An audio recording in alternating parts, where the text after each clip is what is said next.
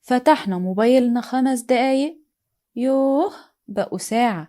دخلنا نشوف إشعار، خرجنا وإحنا تايهين. ليه بقينا مش عارفين نعيش من غير السوشيال ميديا؟ في حلقة النهاردة هنتكلم عن الإدمان ده وإزاي نفوق منه. موبايلك فين دلوقتي؟ جنبك؟ في إيدك؟ طب لو قلتلك اقفله نص ساعة هتحس بإيه؟ توتر؟ فضول؟ زهق؟ احنا تعودنا نهرب، والسوشيال ميديا كانت الباب المفتوح، بس الباب ده دلوقتي بقى زنزانة لينا. إدمان بس مش باين. احنا دايما بنفكر إن الإدمان بيكون في المخدرات أو الكحول، بس في نوع تاني بيسرق وقتك، تركيزك، حتى إحساسك بالحياة، وهو الموبايل اللي في إيدك، اللي بنرجع له كل شوية لأن دماغنا بتحب المكافآت.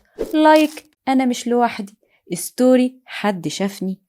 بس على فكرة هو مش مجرد تسلية. المشكلة مش في إنه ممتع، المشكلة في إنه بيسحبنا جواه وإحنا مبسوطين بده.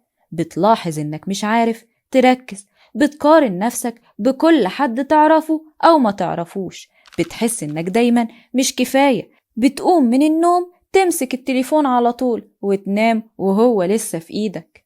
طب نعمل إيه؟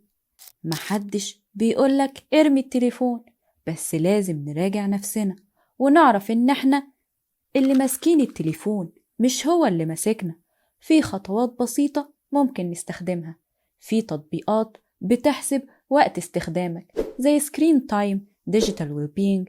ابدأ إنك تقعد ساعة كل يوم من غير التليفون.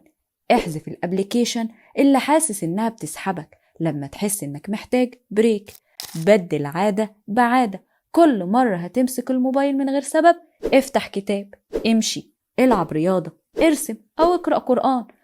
اربط وقتك بحاجة حقيقية، ناس، هواية، أو حتى لحظة تقعد فيها مع نفسك. في النهاية يا عزيزي، السوشيال ميديا مش شر، لكن لازم نعرف هي بتاخد مننا ايه قبل ما بتدينا.